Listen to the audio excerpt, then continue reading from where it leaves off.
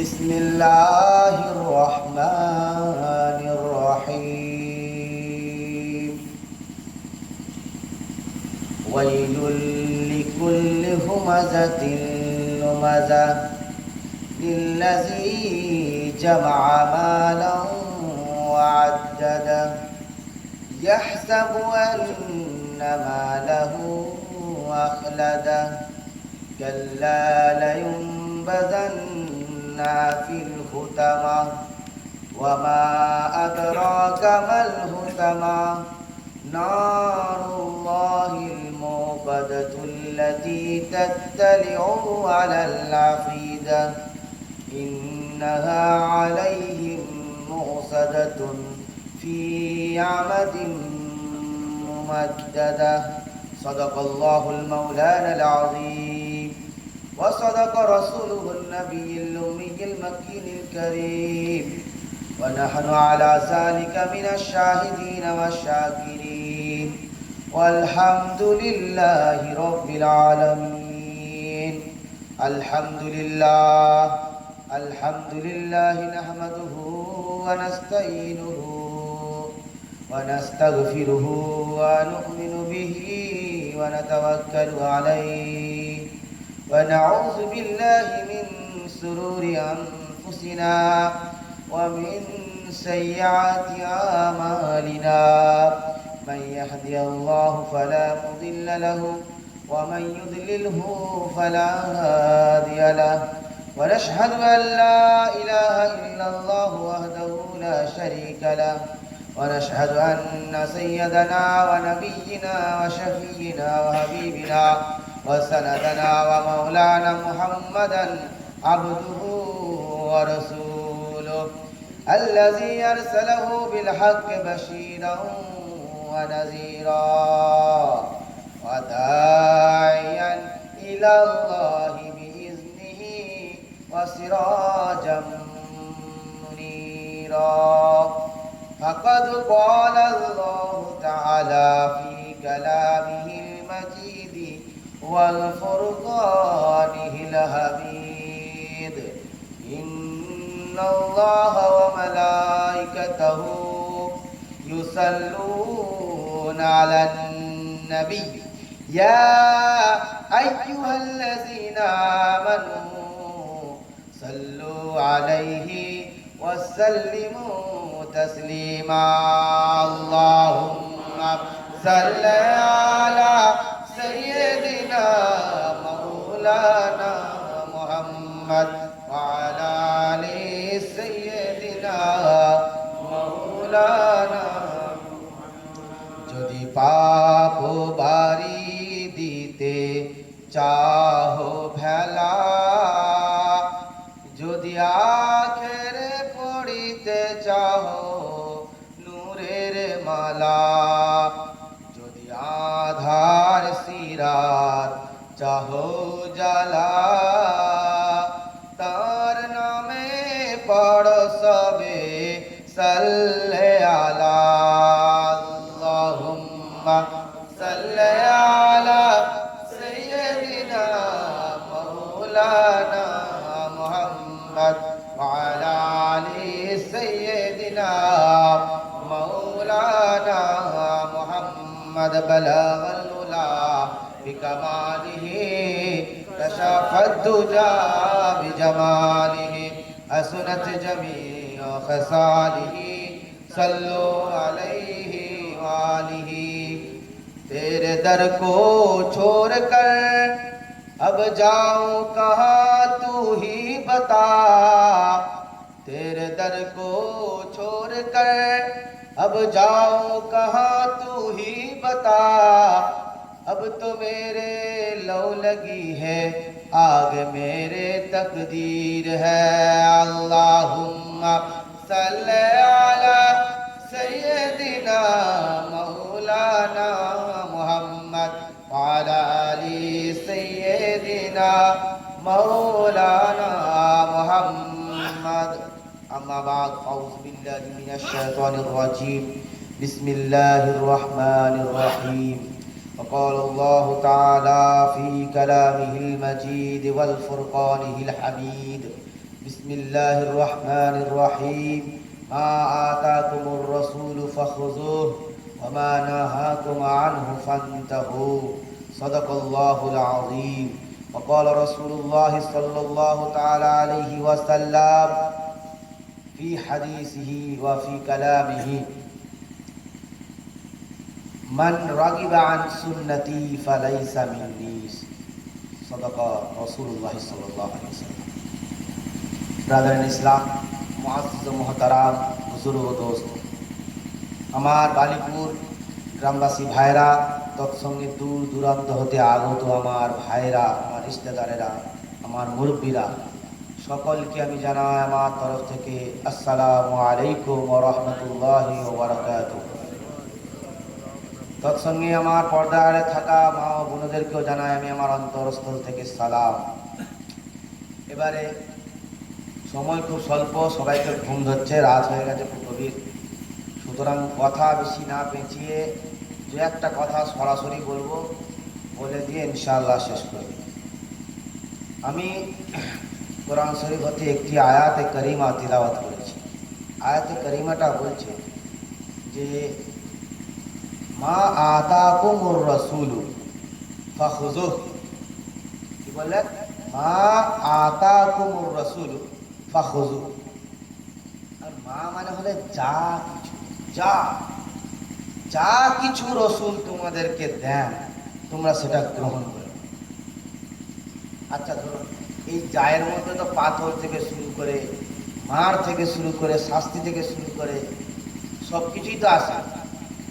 তাহলে আল্লাহ যখন বলছেন মা আতাকুমুর রাসূল ফাখুযুহু, আল্লাহ রাসূল তোমাদেরকে যা দেন তাই গ্রহণ করো, তার মানে কি এটা দাঁড়াবে না যে আল্লাহ রাসূল যেটা বারণ করেছেন সেটাও আমাদেরকে মেনে চলতে হবে, সেটাও আমাদেরকে ছেড়ে দিতে হবে? বা এটা কি প্রমাণ করে না যে আল্লাহ রাসূল আমাদেরকে যেটা করার উপদেশ দিয়েছেন, ফরজ নয় কিন্তু আল্লাহ রাসূল উপদেশ দিয়েছেন সেটাও আমাদেরকে করা লাগবে? ঘুম ধরছে মানছি, কিন্তু একটু ঘুমটাকে কন্ট্রোল করে যদি দু একটা কথা শুনে নেন।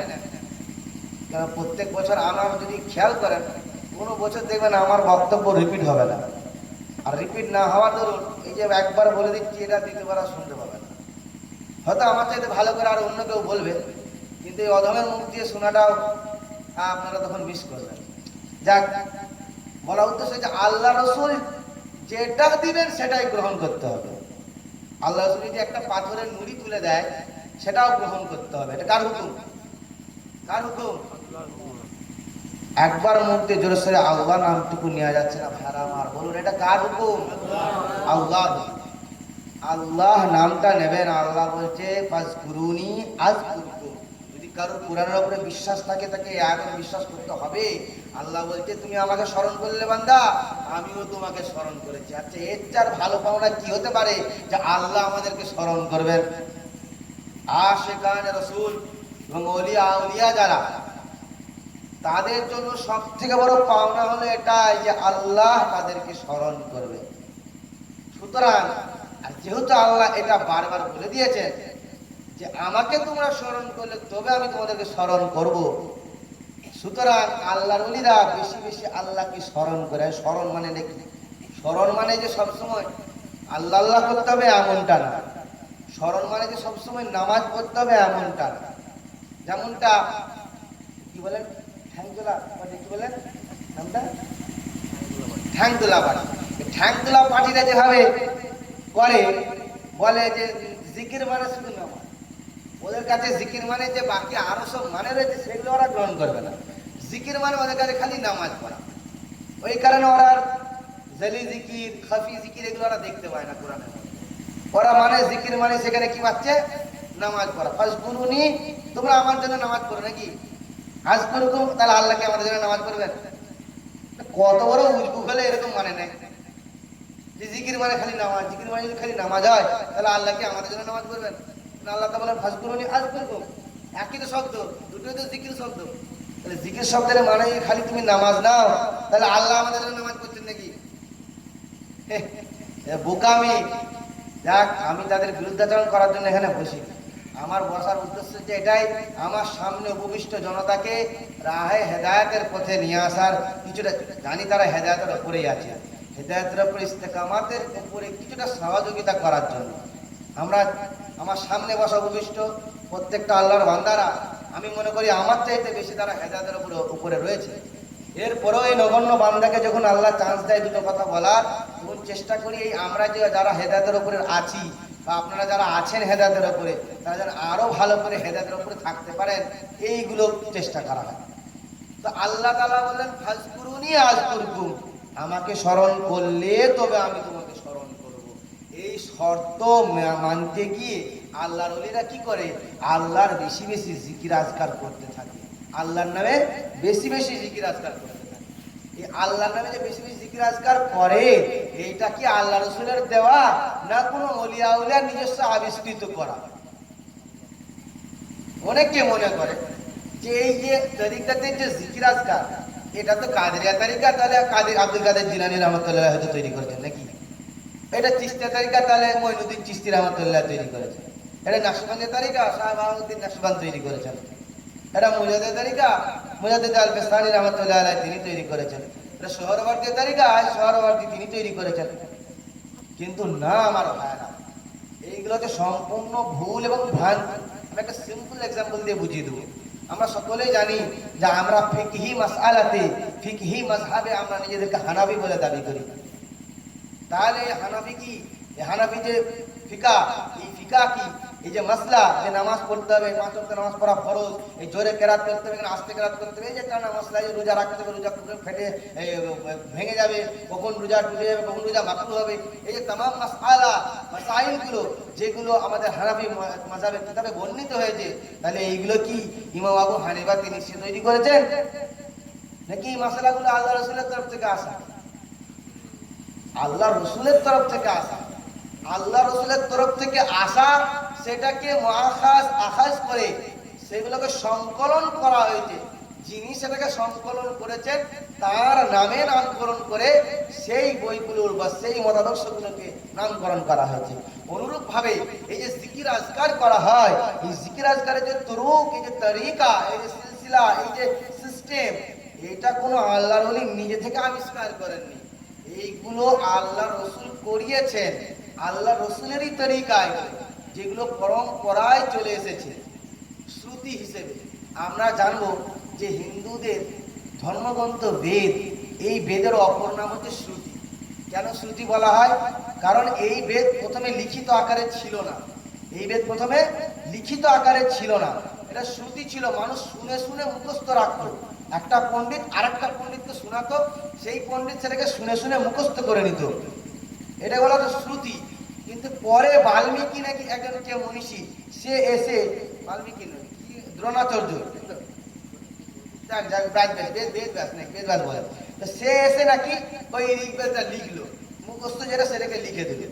অনুরূপ ভাবে আপনি তরিকাতের যে আমলগুলো দেখেন, জিকির আজকারের যে নিয়ম কানুনগুলো দেখেন, যেগুলো আমরা করছি, যেগুলো শ্রুতি আকারে হয়ে আসছে, এগুলো লিখিত আকারে খুব কমই পাওয়া যাবে। কিন্তু এই শ্রুতি আকারে হয়ে আসছে বলে যে এটার কোনো ভিত্তি নাই, এটা ভিত্তিহীন, এইরকম ভাবাটা বোকামি হবে। এরকম ভাবাটা বোকামি হবে। কারণ এরকম অনেক আমল আছে শরীয়তের মধ্যে যেগুলো কিন্তু শ্রুতি আকারে চলে আসছে, যেগুলো শ্রুতি আকারে দেখে দেখে দেখে দেখে চলে আসছে। হাদিস শরীফের মধ্যে একটা হাদিস আছে, যে হাদিসের মধ্যে বলা হচ্ছে আল্লাহ রসুল সাল্লাল্লাহু আলাইহি ওয়াসাল্লাম একটা ঘটনা বর্ণনা করতে গিয়ে তিনি হেসে ফেলেন। মানে হেসে ফেলাটা দেখে আল্লাহ রসুল হেসেছেন, সাহাবারা সেটা যখন তাবেঈদেরকে বর্ণনা করছেন তিনিও হাসছেন। আবু হুরায়রা রাদিয়াল্লাহু তাআলা তিনি হাসলেন, বললেন আমি কেন হাসলাম জানো? কারণ আল্লাহ রসুল ঠিক এইভাবেই হেসেছিলেন।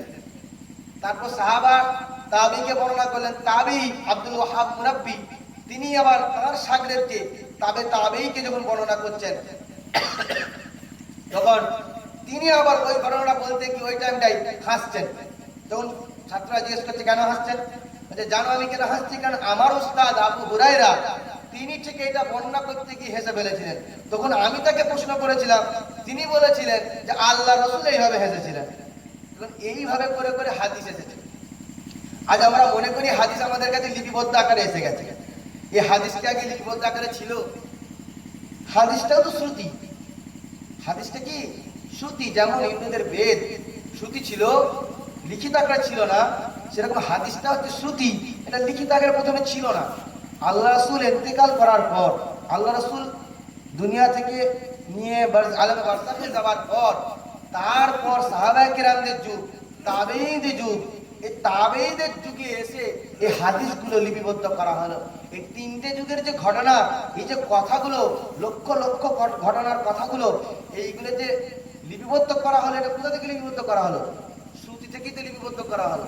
মানুষের ব্রেন থেকে, মানুষের যেটা মুখস্থ আছে সেখান থেকে লিপিবদ্ধ করা হলো। ঠিক সেরকম ভাবেই তারিকাতের বিষয়টাও শ্রুতি আকারে চলে আসছে। এটা অনেকটা লিপিবদ্ধ করা হয়েছে, অনেকটা লিপিবদ্ধ করা হয়নি। দের হে মগর আন্ধের নেই। হাদিসের কাজটা জলদি হয়ে গেছে, তা বলে যে তারিকাতের কাজটা যে লেট হচ্ছে বলে যে তারিকাতের কাজটা ভুল হয়ে যাবে, সেটা মিথ্যা হয়ে যাবে, এমনটা তো না। সুতরাং ভাইরা আমার, বলা বসা আমি তো ধুনটুন দিয়ে চেঁচিয়ে ওয়াজ করতে পারবো না, ভালো লাগবে না, আপনাদের মজা আসবে না, কিন্তু আমি গুরুত্বপূর্ণ একটা কথা বলছি, একটুই ধ্যান দিয়ে শুনেন, এটা কাজে আসবে লাগবে আপনাদের। তারিকাতের বিষয়টা, হাদিসের বিষয়টা অনুরূপ, একই বিষয়, একই গুরুত্ব আরোপ করতে হবে দুটো বিষয়। যে ব্যক্তির মধ্যে খালি তারিকাত আছে কিন্তু শরিয়াত নাই, সে ব্যক্তি ভণ্ড। সে ব্যক্তি কি? ভণ্ড। আর যে ব্যক্তির ভিতরে শরিয়াত আছে কিন্তু তরিকাত নাই, সে ব্যক্তি কি? সে ব্যক্তি পথভ্রষ্ট। কারণ কারণ তরিকাত মানে হচ্ছে পদ্ধতি। আমি হাজারো শরিয়তের জ্ঞান নিয়ে বসে আছি, পদ্ধতি জানি না কিভাবে আমল করব, তাহলে কি হলো? আমি পথভ্রষ্ট হবো না? আমি জানি না। আমি জানি, আমার কাছে অনেক জ্ঞান আছে কিভাবে গাড়ি চালাতে হবে, কিন্তু আমি রাস্তাটাই জানি না। আমি কি হলাম, যে সোজা মাঠের মধ্যে নামিয়ে দিল, বা হয়তো দল দঁকের মধ্যে নামিয়ে দিল, গাড়িটাকে নিয়ে যে মোটর সাইকেল নিয়ে যাই, আমার টোটো নিয়ে যে নামিয়ে দিল। আর টোটো তুলতে পারবো না? বাইক তুলতে পারবো? আর তুলতে পারবো না। উল্টে আমরা তাহলে পথভ্রষ্ট হয়ে গেল। ঠিক অনুরূপ ভাবে তরিকাত আর শরিয়ত দুটোকে সমান তারাজু, এই একটা তারাজু, এই পাল্লা এইটা, এক পাল্লা এইটা, দুটোকে রেখে চলতে হবে। যারা এই দুটোকে সমান্তরাল ভাবে রেখে চলতে পেরেছে, তারা পৃথিবীতে হেদায়াত প্রাপ্ত হয়েছে। আমার ভাইয়েরা, বলার উদ্দেশ্য হচ্ছে এটাই, যে এটা খালি যে আলেম ওলামাদের জন্য এমনটা না, এটা সকল মানুষের জন্য, আপনার জন্য, আপনার জন্য, আপনার জন্য, সকলের জন্য। আমাদের মন, প্রত্যেকটা মানুষের মন শান্তি খোঁজে, আর শরীর খুঁজে ব্যায়াম। শরীর খুঁজে কি? কাজ, ব্যায়াম খুঁজে। এই হাতটা আপনি বেশিক্ষণ এক জায়গায় একরকম ভাবে রাখতে পারবেন না, দেখবেন হাতটা কেমন সুস্থ করছে, মনে হচ্ছে একটু হিলায়। পাটা এক জায়গায় বেশিক্ষণ রাখতে পারবেন না, মনে হচ্ছে একটু হিলায়। শরীর খুঁজে ব্যায়াম, হারকাত খোঁজে। আর আমাদের অন্তর খোঁজে সুকুন, শান্তি খোঁজে। শরীরকে তো আমরা হারকাত দিলাম নামাজের মাধ্যম দিয়ে, উজুর মাধ্যম দিয়ে, হজ করার মাধ্যম দিয়ে, কিন্তু আমাদের অন্তরকে কি মাধ্যম দিয়ে তাহলে হার কমিয়ে দিলাম, সুকুন দিলাম? কিসের মাধ্যম দিয়ে সুকুন দেব? আলা বিযিকরিল্লাহি তাতমাইন্নুল কুলুব। আল্লাহ তাআলা বলেছেন যে কলবের শান্তি একমাত্র আল্লাহর জিকিরের মাধ্যম দিয়ে আসে।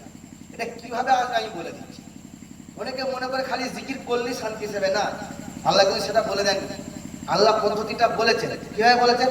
যে আলা বিযিকরিল্লাহি তাতমাইন্নুল কুলুব, যে কলবের ইতমিনান কি আল্লাহর জিকির ছাড়া আসে না? আল্লাহর প্রশ্ন এটা।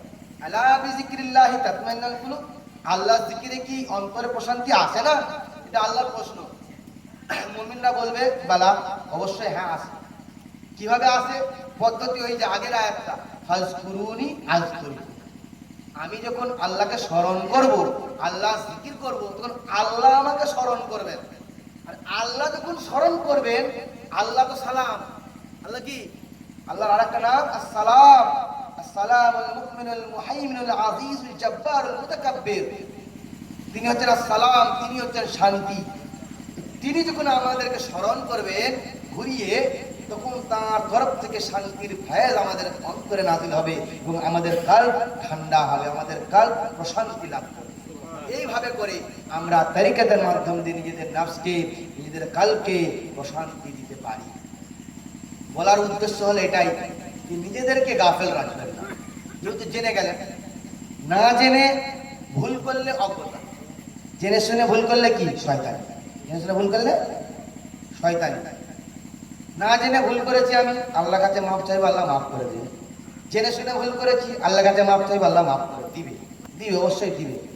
কিন্তু ঘটনা হচ্ছে এটাই, জেনে শুনে ভুল করলে তার যে গুরুত্ব, তার যে ক্ষতিটা, আর না জেনে ভুল করলে যে ক্ষতিটা তার চেয়ে অনেক তফাৎ। যেমন দেখুন, আপনি যখন জেনে শুনে কোনো জিনিস ভুল করছেন, আপনার অন্তর তখন সেটার প্রতি মোহর লেগে যাচ্ছে, আপনার অন্তরে একটা কালো শিয়া দাগ পড়ে যাচ্ছে। কালো শিয়া দাগ পড়ে যাওয়ার কারণে আপনার ওই অন্তর সাফ করতে আবার তখন কষ্ট হবে।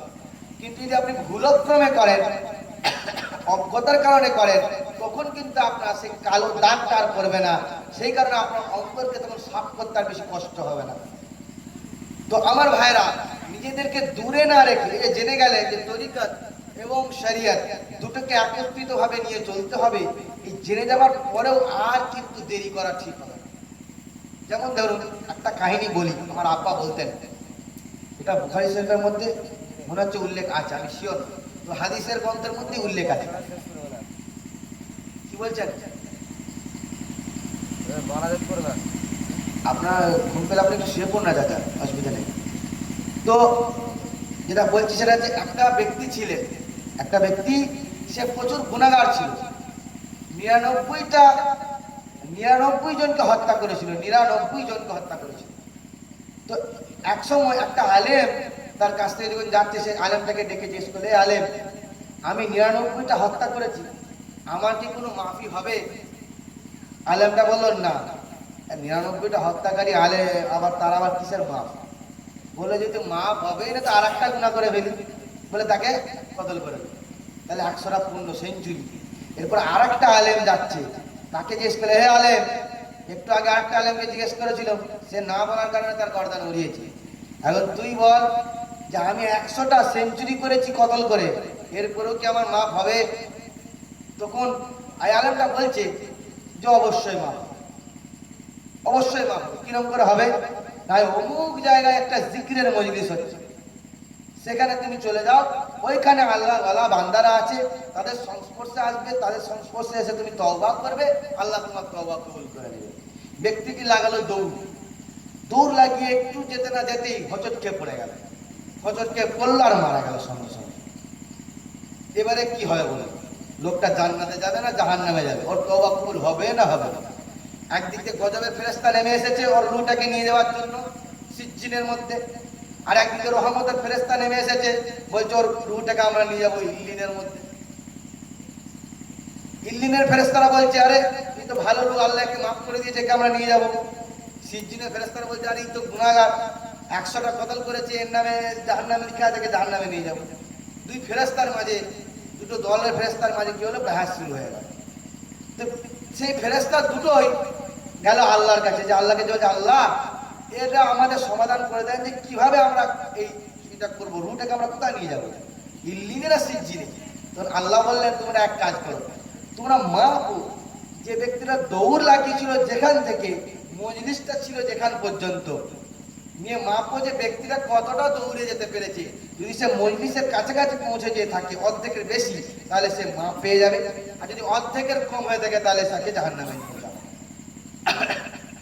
এবারে সত্যি কথা বলতে গেলে কি, লোকটা কিন্তু বেশি দৌড়াতে পারে না, ও কিন্তু কমই দৌড়েছিল, অর্ধেকও পৌঁছাতে পারেনি, তার আগেই মারা গেছে।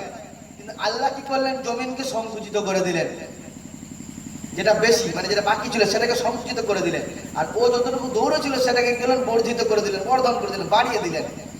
এবার ফেরেশতারা এসে মাপছে, দেখছি এটা বেশি হয়ে গেছে, এটা কম হয়ে গেছে, ফলে তার রূহটাকে তারা কি করলো, জান্নাতের মধ্যে, ইল্লিনের মধ্যে নিয়ে গেল। তো বলার উদ্দেশ্য হচ্ছে এটাই, আপনি শোনার সঙ্গে সঙ্গে যখন শুনতে পেলেন, যখন জানতে পারলেন যে আপনার জন্য হেদায়েত অপেক্ষা করছে, আপনি স্মরণ করলে আল্লাহ আপনাকে স্মরণ করবেন। আপনি হেদায়েতের দিকে এগিয়ে গেলে হেদায়েত আপনার দিকে এগিয়ে আসবে। এরপরও যদি বসে থাকা হয়, সেইটা হবে শয়তানি। আর যদি দৌড় লাগান, মৃত্যু পর্যন্ত আপনি সফলতা পেলেন না, কিন্তু আল্লাহ মাফ করে দিয়ে হাসরের ময়দানে আল্লাহ আপনাকে জান্নাত নসিব করবেন। কিন্তু যদি আপনি বসে রয়ে যান, নিজেকে এই দিকে ধাবিত না করেন, তাহলে কিন্তু আপনার খায়ার আছে। হাসরের ময়দানে সেই বিচারের দিবসে জাহান্নাম আমাদের জন্য অপেক্ষা করছে। আমার ভাইরা, কথার বেশি বাড়াবো না। একটা কথা বলেছি, ইনশাআল্লাহ এই কথার মধ্যে আমি ইখতিতাম করলাম। আল্লাহ আমাদেরকে শোনা এবং বলার থেকে বেশি বেশি আমল করার তৌফিক দান করি। আমিন। আল্লাহুম্মা সাল্লি আলা সাইয়্যিদিনা মাওলানা মুহাম্মদ ওয়া আলা আলি সাইয়্যিদিনা মাওলানা মুহাম্মদ। বালাগাল উলা বিকামালিহি কাশাফাদ দুজা বিজামালিহি حسنت جميع خصاله صلوا عليه وآله جلوہ گر ہو یا امام المرسلین، جلوہ گر ہو رحمت للعالمین، جلوہ گر ہو انبیاء کے مقتدا، جلوہ گر ہو اولیاء کے پیشوا، جلوہ گر ہو اے میرے نور نظر، جلوہ گر ہو اے سید خیر البشر، جلوہ گر ہو اے غمزدوں کے دستگیر، جلوہ گر ہو اے ہادی روشن ضمیر، وظہر رسول اللہ صلی اللہ تعالی علیہ وسلم کل بدر المنیر، یعنی 12 تاریخ ربیع الاول پیر کے دن با وقت صبح صادق جناب کونین سلطان دارین احمد مصطفیٰ محمد مجتبی صلی اللہ تعالی علیہ وسلم نے ظہور جلال فرمایا، مولود دل پذیر کا ذکر ظہور ہے، تعظیم کا مقام ہے، اٹھنا ضرور ہے، یا نبی سلام علیکہ، یا رسول سلام علیکہ، یا حبیب سلام علیکہ، صلوات اللہ علیکہ۔